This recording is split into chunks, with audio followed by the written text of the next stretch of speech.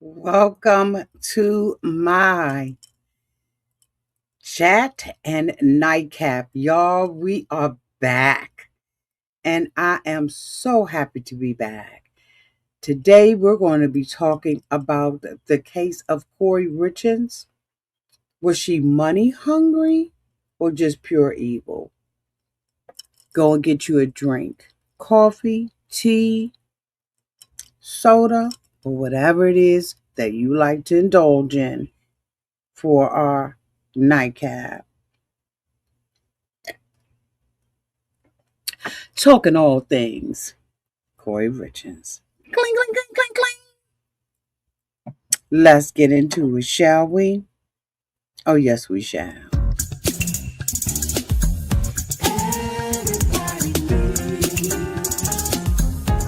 A sweet old auntie. Thank you, subscribers, and my listening and you. All in all, who have been here through the long haul. Shall we get into it? Oh, yes, we shall. It's time for auntie advice. Sweet old. It's time for auntie advice. Oh, yeah. It's time for auntie advice.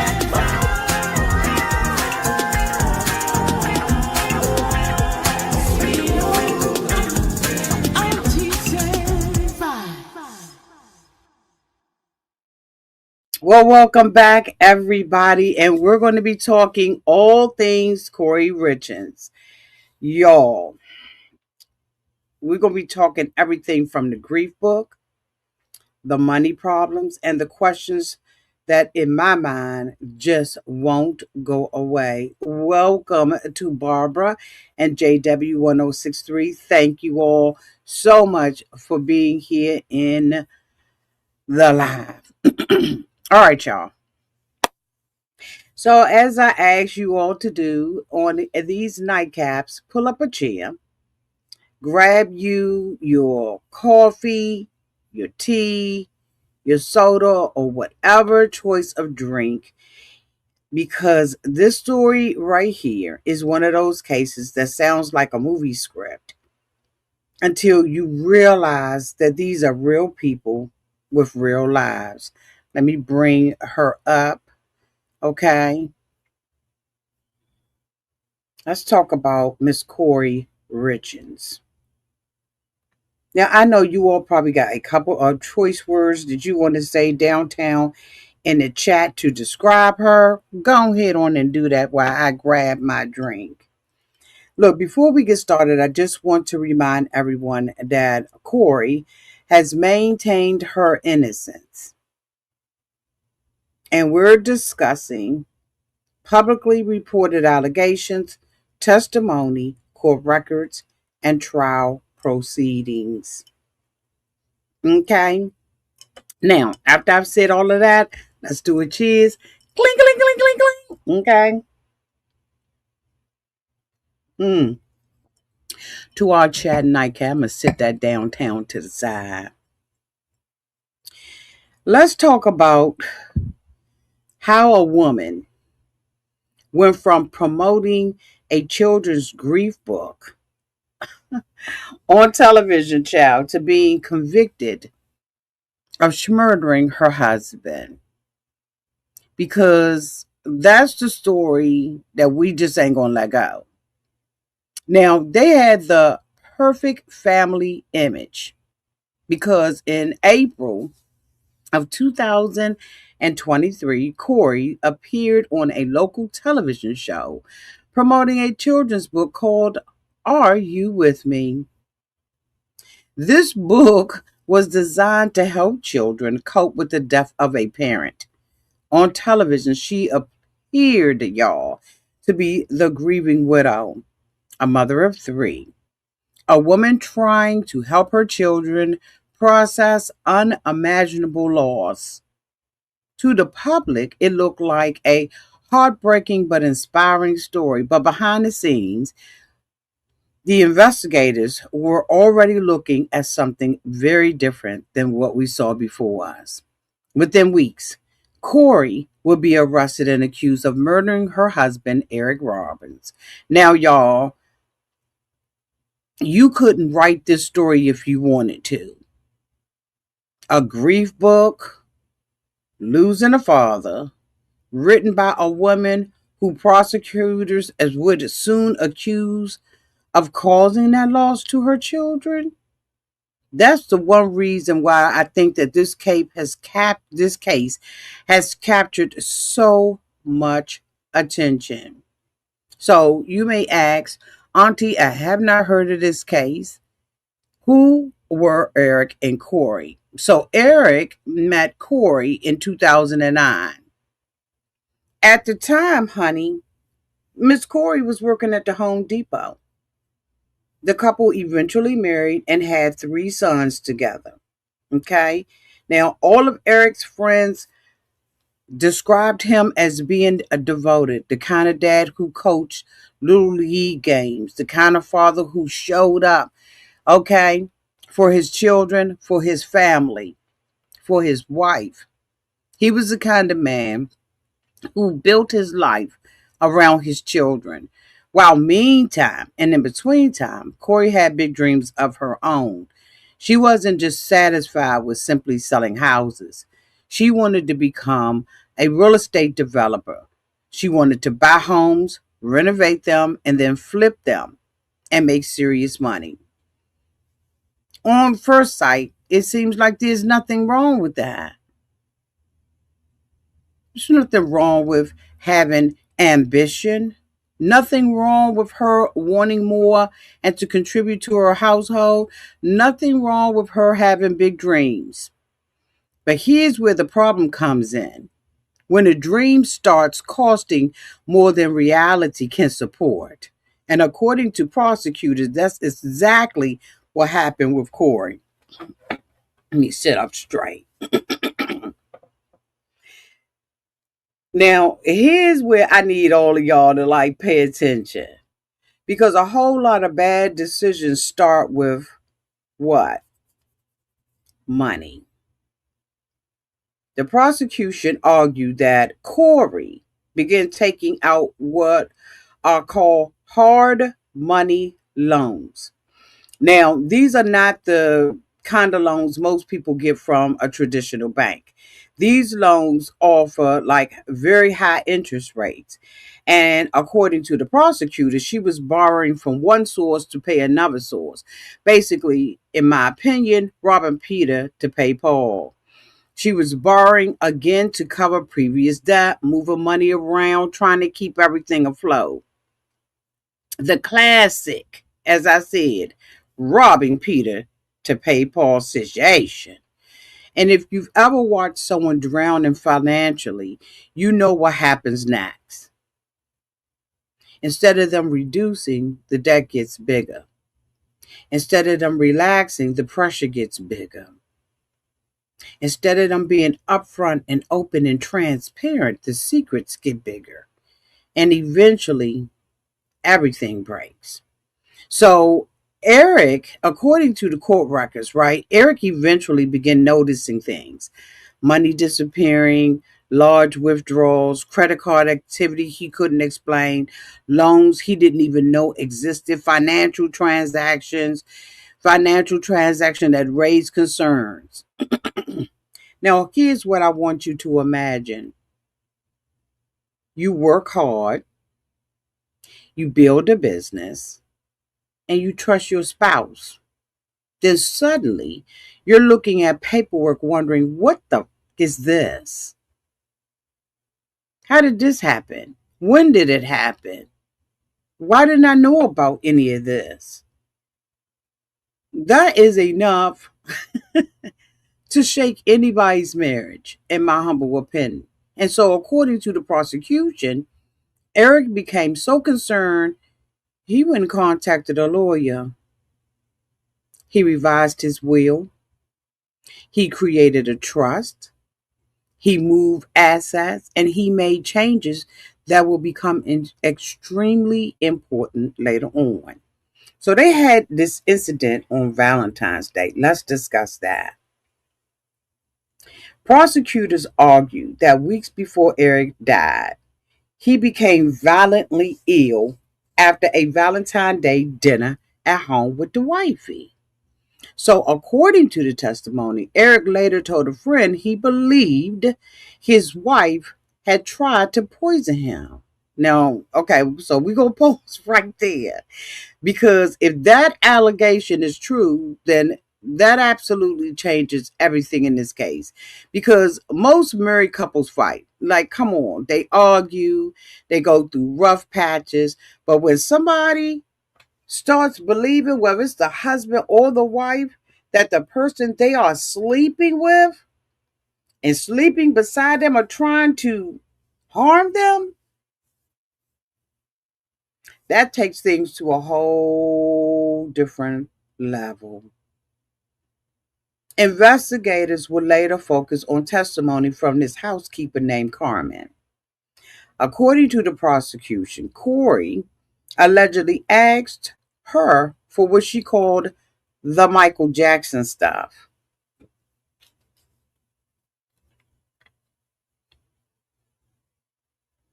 The witness interpreted that reference as powerful drugs associated with Michael Jackson's death. Later testimony centered around fentanyl pills allegedly being obtained through different people, right? The family. When fentanyl enters into a story, this is serious. Everything is on the line because this isn't aspirin. This isn't Tylenol. This is a substance that is capable of killing people in small amounts, small doses. On March 3rd of 2022, according to Kouri, the family was celebrating a successful real estate closing. She told the investigators, right, that she made Eric a Moscow mule. She said he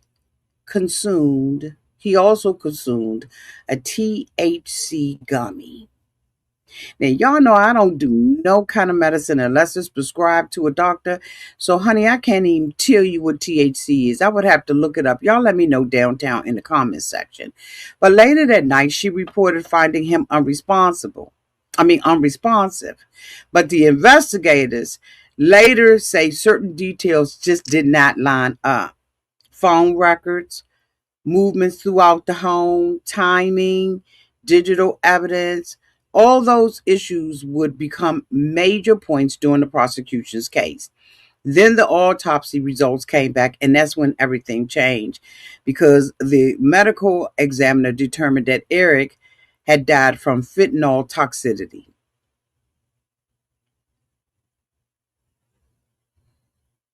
Now, this done went from a dinner to a death. So, according to testimony, the amount found in his system was several times higher than what is considered lethal. So, of course, eyebrows are now raising.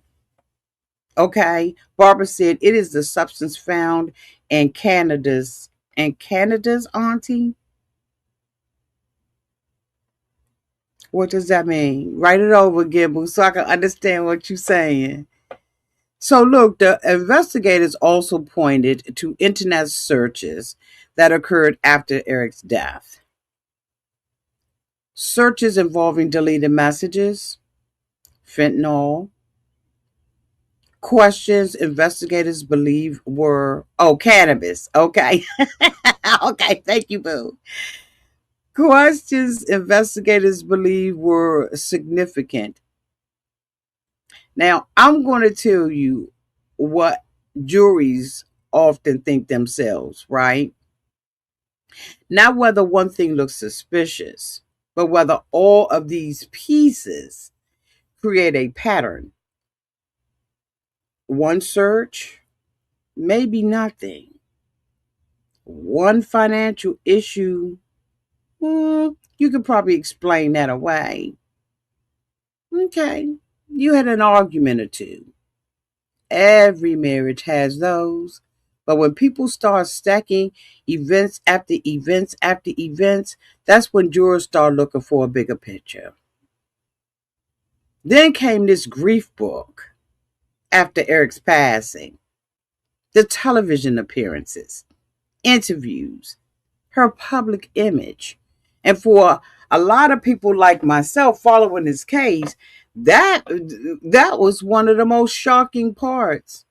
Because while Kouri was speaking publicly about grief and healing investigators was building a case against it, okay, you can play with them if you want to. And that's the reason why this case really exploded the way that it did, because of the way that she was moving. Girlfriend was moving funny, moving file. People around her began to talk because, they're going to talk anyway. And girlfriend is in La La Land, still buying purchases, homes and all of that kind of stuff. Got a boyfriend downtown to the side. I mean, when I say doing the most with the least, and you're supposed to be grieving over your husband, eyes and eyebrows are going to raise. People are going to start talking and looking in to this situation at hand. Oh, yes, they are. This case was never about one night. It became a story about marriage, trust, money, secrets, loyalty, parenting, grief, and ultimately justice. So the jury heard weeks of her testimony and eventually reached a verdict. Let me get me a little sipper. Let me give me a clink, clink, clink, clink, clink.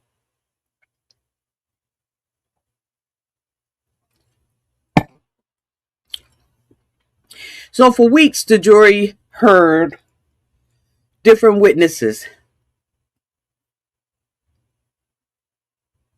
For weeks.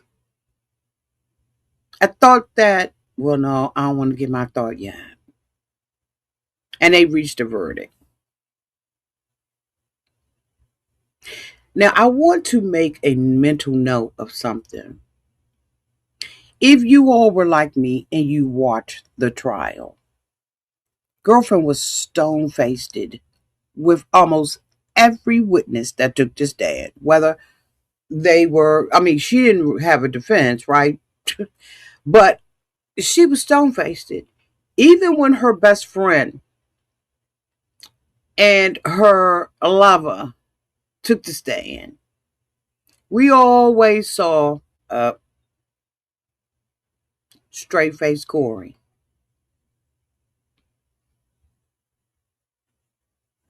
But after reading the victim impact statement from the boys, what stayed with me wasn't the money. It wasn't even the real estate deals. It wasn't her TV appearance. It was those children. So I'm going to read the children's statements to you all. I have them here in my notes. And of course, the children have not been identified other than what people know about them. And, possible they did a great job with trying to um, hide the identities of these children.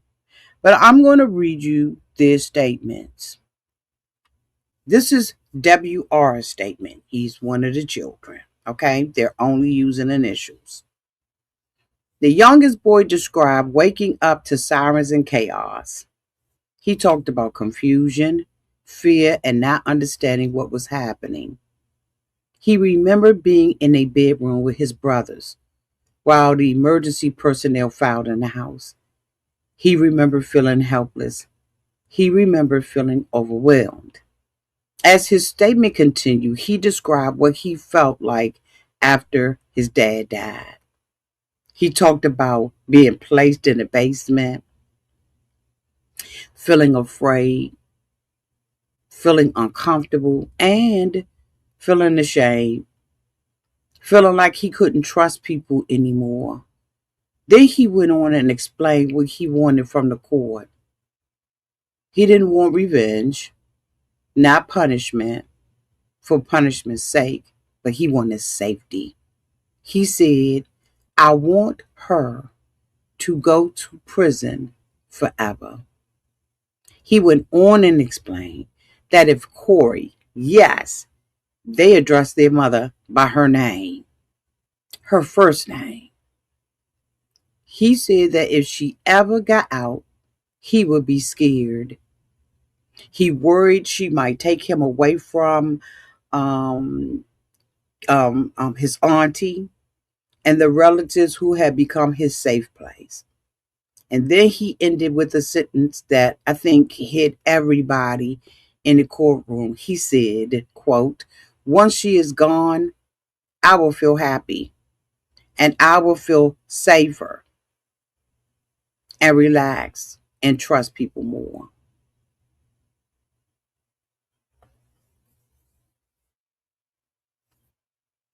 Take that in. Take that in. This is a child of her womb, a natural child. This is her biological child. And this is what he wanted the judge and the jurors to know. Now, for each one of these children, they did not appear because they are minors. And so they had a therapist who took their statements to read to the court, to the judge and the juror, and everybody in the gallery.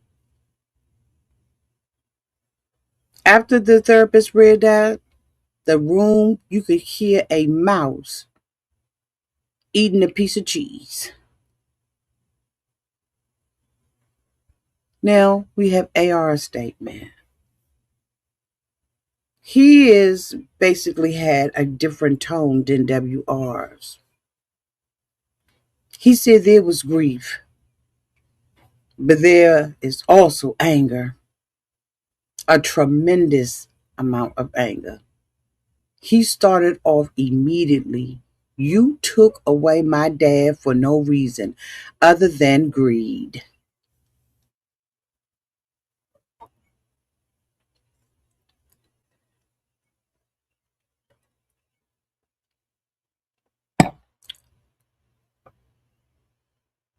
You only cared about yourself and your stupid boyfriends. The courtroom listened. I listened. You listened as he described feeling like he had become a parent to his two younger brothers. He talked about feeding them, watching over them, and taking care of them. He became Eric, his dad. He needed to protect them where he felt like nobody else would. Then he came up with a series of memories, stories involving the animals and Kouri's lack of taking care of them, giving them water and basic needs. He talked about stories involving arguments in the house, because how many of us know every shut eye ain't sleep. He talked about feeling ignored, and he talked about stories where he felt in fear. In my opinion, this story painted a picture of a little boy who felt he had spent years trying to protect his younger siblings while grieving the loss of his father. And then he shifted back to his dad, the things his father would never get to do. Keep it together, Auntie, keep it together. He says dad would never be able to coach,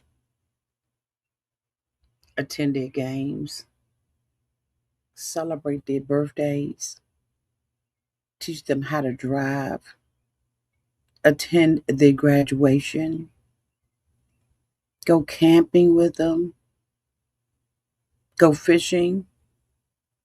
And while his list was so simple, it was devastating to hear because every item represented a future memory that would never happen again.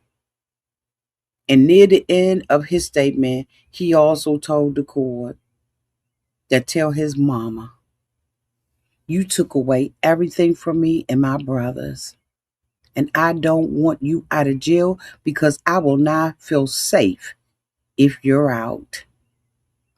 He finally went on to say, with you in jail, I will be able to continue to feel safe and live a happy and successful life without fear of you hurting me or anyone I love.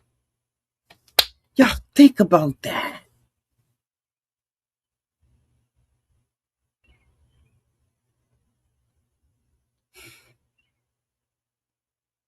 This just really goes to show that you cannot hide things from children. Some people believe that children only understand things when they're of a certain age. That is so far from the truth because what they can articulate, they can feel. And given the right environment, they won't tell you the truth. If you ever want the truth, talk to a child.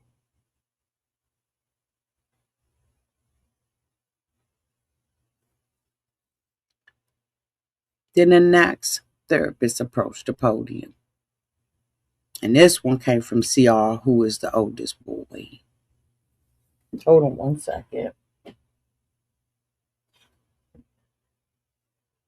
That is kicking. Thought I had turned it off, but I guess I didn't. So, of course, again, these are all being read by a therapist. She started off with my name and age now. My name and age, I was at the time of the crime. Age 12, now 13. I was 9 when my dad was murdered. He immediately told the court what sentence he believed was appropriate for Miss Kouri. He said, I would like to see Kouri get a life sentence. And then he went on to explain why he said that. He said, in quotes, I think Kouri should get a life sentence because what she did is very sick. Because it had no reason to happen and it impacted a bunch of people, including me. See, he wanted the judge to understand who his dad was. He said his dad was not a victim, not as a headline, but as a father. He said, in quotes, I think the judge should know that my dad was a good person and very thoughtful and kind and helped whoever needed help. He was always taking the extra mile to help people. And then his statement, right, turned towards his own experiences. He described the medical emergency that happened after his dad's death. He said, in quotes, I think Kouri has something to do with it because she didn't call the ambulance. Let's go ahead on and sip on that. Let's sip on that.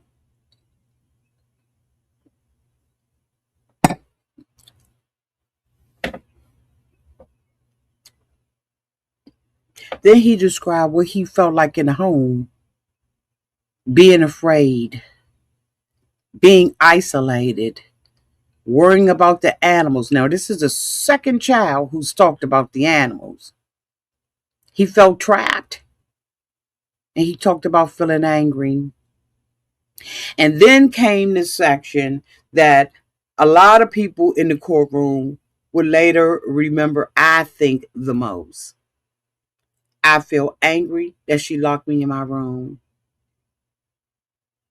I am angry. Almost all my animals died.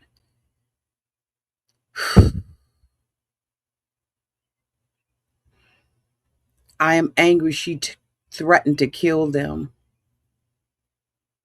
I am angry she killed my dad.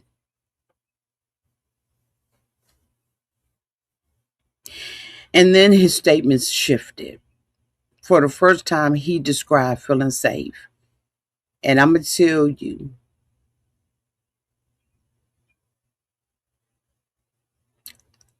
I lost it. And I'm trying to hold it together now.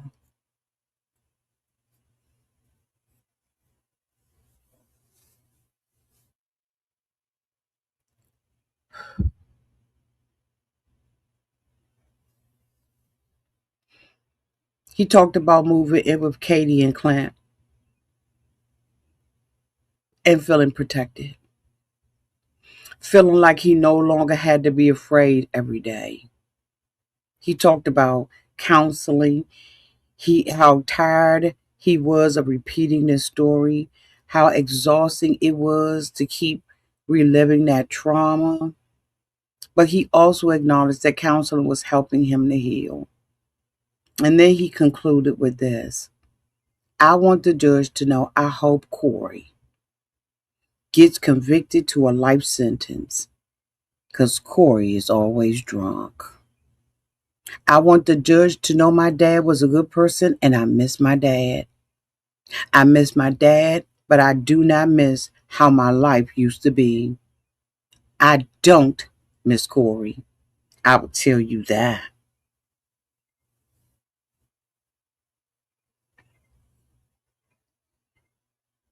Needless to say, I had to shut up. I had to cheer up because after the therapist finished reading, nobody clapped, nobody spoke. The courtroom simply sat with what had just been heard. Three boys, three different personalities, three different ways of expressing grief, but all three asking the court for the same thing: a life sentence, direct denial of murder, promise to appeal, and closing messages to the boys. Now, I'm going to read to you all or paraphrase Miss Kouri's statement.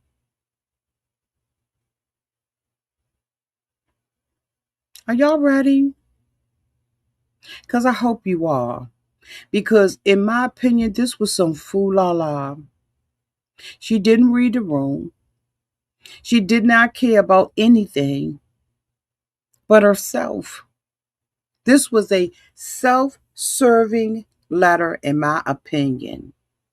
I hope that you all are liking this. Give me a thumbs up if you're still with me. Because now we're going to read Miss Kouri's statement. My sweet boy, my sweet baby boys.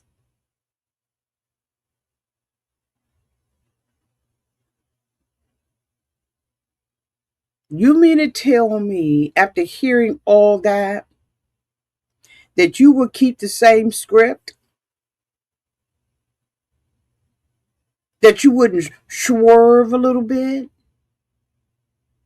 That you wouldn't improvise?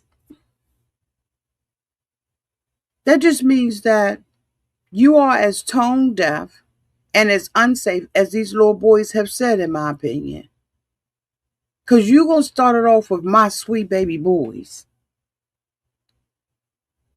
Thank you, Barbara, for giving me a thumbs up. I know that today, oh my God, why is he calling me back to back like this? Excuse me. Sweet baby boys, I know that today you don't want to speak to me. No, not just today. Forever and ever, amen. You don't want to speak to me, have a relationship with me, or you may think you hate me, and that's okay. I will never be angry at you for your feelings. Why would you? When the day comes that you're ready, I will be here for you, waiting for you and loving you. But I need you boys to know and understand that I have been desperately trying to get in contact with you in any way that I can for years. All of my communication has been completely cut off from you since early 2024. But if she was reading the room and listening to what the boy said, this isn't because she wants to make it seem, she wants to imply that the family's been doing something nefarious. They don't want to talk to you. They feel like they're finally free. She says, and now I will use any opportunity I can get a message to you, even if that means sharing it publicly with the world. I think that you know what, if I was a judge in this case, I would have cut her off. I would have cut her off. Because this is just a way of her trying to get these messages to this boy, to all three of them. It's manipulation, in my opinion. Y'all let me know downtown in the chat. She said, I will use any opportunity, including this one, to get a message to you, even if it means sharing it publicly with the world. Fully restrained in my jail clothes and in one of the most horrible situations possible. I don't care. I'm not embarrassed or ashamed by any of it. All I care about is you boys. That is the fullest load of.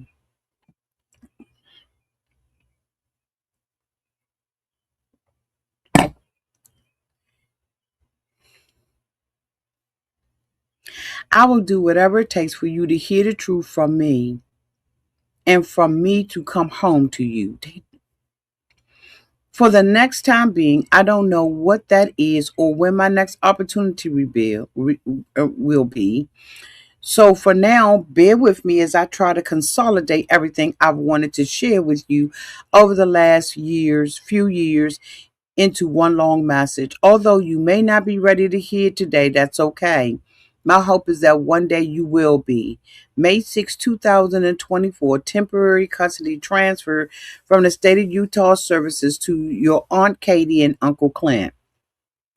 My last video calls with you boys was several weeks prior to that, around April 24th, when you were still in the state's custody. Once temporary custody was transferred to Katie and Clint against my wishes, they cut off all my communication between you boys and me. It was years before I would ever have a trial. I warned the social services that if they gave custody of you to the Richins family, it would be the last time I would be able to see or speak to you boys again.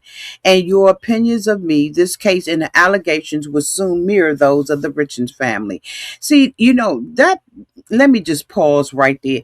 That just means that you out of touch with your children. Because children are not as stupid as people think that they are. They're just not.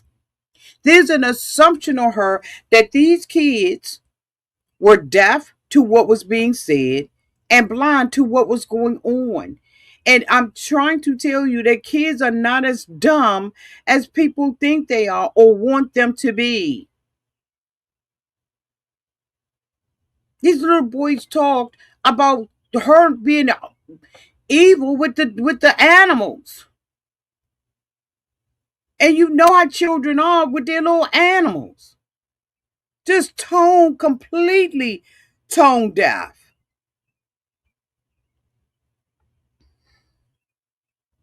You think that this family, the Richins, have to have to tell them, direct them, instruct them, manipulate them, con them, put words in their mouth? No. The little boy already said he feels safe now. He didn't even feel safe at home. Neither did your husband, because he changed the whole game on you.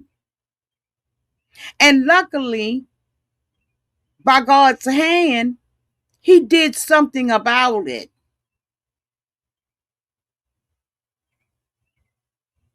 Absolutely, Gucci Girl. Gucci Girl said, my 7-year-old grandsons are smarter than a 12th grader. Okay. Okay. So she's saying Your feelings are going to soon mirror the feelings of the Richins family. And then she goes on to say, and that's exactly what happened. You need to know the Darden side of the family fought a long, hard battle for custody, was eventually ignored and denied. Since temporary custody was granted to Katie, along with that trust fund, they have not allowed me to see or speak to you. That's right, Barbara. Barbara said children see everything. Yes, they do. Like I said before, all eyes that is shut ain't sleep, nor are they closed. She goes on to say no more video calls, no more visits. They blocked the phone number from the jail so I can't call you. Birthday cards, Christmas cards, and the letters I would send you boys were all returned or rerouted. All of my contact was cut off more than 2 years ago. So please ask them. Please ask them for your cards. Please ask them for your letters. I wouldn't give them whether the boys wanted it or not. I would have to protect the boys. I would do whatever I felt like was necessary to protect them boys. Go run tell that. Go run tell that. I don't give a go run tell that.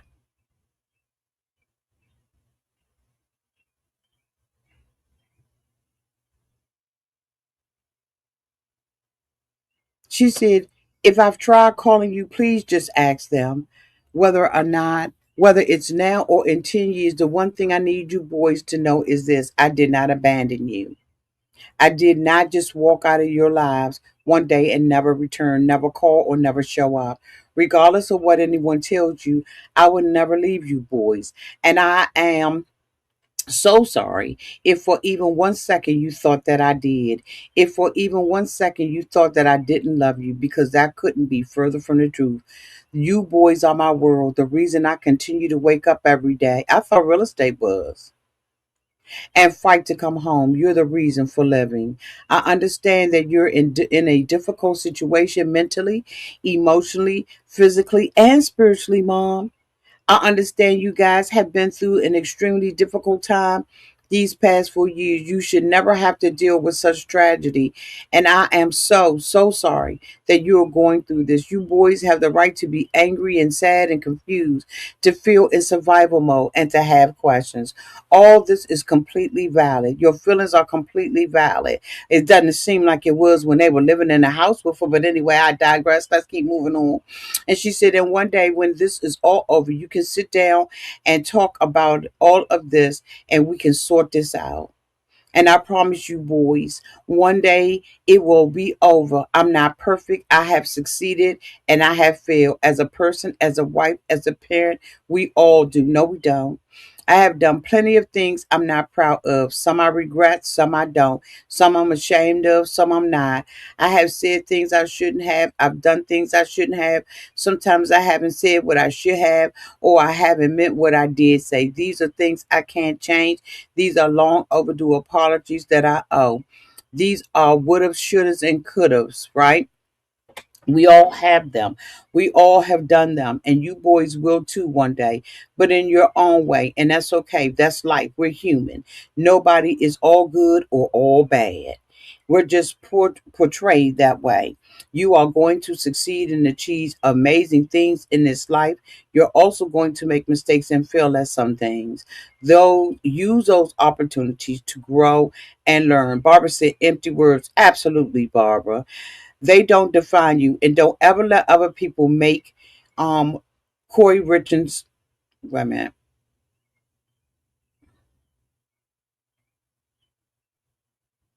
She said, we are not defined by our best or our worst moments. We fall somewhere in the middle, ever evolving. And you boys are ever evolving. Secrets diminish self respect. They lose trust. They make us lose ourselves. I fell in love with someone who wasn't your dad, and your dad fell in love with someone who wasn't me. I did things behind your dad's back. He did things behind mine. Don't keep secrets. Always tell your spouse first. Your dad and I didn't always do this, but don't be like us in that aspect. We make mistakes that I know I regret. And I'm sure if he were here today, your dad, I guess she's saying, he would say that there are a few things he regrets as well. Marriage is hard. Marriage takes work. Marriage takes love, big love, deep love. And you may think about divorce, and you will have fights, and then you will make up and you will forgive each other. But you ain't gonna be down on the corner getting no fentanyl that's being hidden in the back of the house. Ain't nobody doing all of that. Because when your love is enough, your love keeps you together. And your love doesn't make you create a little cocktail with a mocktail mule. Had a drink of that one. Your love is all you need to ignore the noise. Your love never fails. Sometimes your dad would want to throw in the towel on our marriage. He damn sure did. Or I would want to throw in the towel. Mm, but we never did. We always found our way back to each other. I would pick up his towel and he would pick up mine. We'd hand them back to each other and start again because our love never failed. We stopped keeping track of each other's wrongdoings. We forgave, we moved on, we loved. And if I had to relive all those hard days all over again, I would do it without question. Your dad and I were a lot of things, a mess of sorts sometimes, but we were this crazy, beautiful mess that made us a family because our love was enough. Our hard days were outweighed our good days. Our weak moments never outweighed our most memorable happy days. We always laughed more than we cried. We failed at some things, but we never failed at loving you boys. Our love was enough to make our house a home. Our love was enough to stay together to raise boys. Our love was enough to forgive each other when others said we shouldn't. Our love was enough to protect each other, even though it may cost us everything. Life lessons for the boys. Love can make you lose yourself. Sometimes this shit is too long. Sometimes it makes you do things you know you shouldn't, but knowing it was not wrong at the same time because your spouse is your person and your love is enough. One day you will meet someone and fall in love and understand that your love is enough to withstand everything. The noise of the world, the obstacles, the trials of marriage, the heartache, bad choices, forgiveness. You will understand your love is enough and your love never fails. Don't worry about what others think about your relationship. Don't worry if they would do things differently. Just love. You love big, you love deep, you protect your love. Your dad and I didn't have it all together, but together we really did have it all because we had you three. Don't let anyone choose the direction of your life by their opinions and their judgment. Being able to hold yourself together in the worst situation doesn't make you emotionless. Separating personal and business life and emotions doesn't make you unreasonable. Resentment can get the best of others. Don't let it get the best of you. People will always have a lot to say about lives they've never lived. Live your life the way you choose to live it. Just be safe, be healthy, be happy. That's all that matters.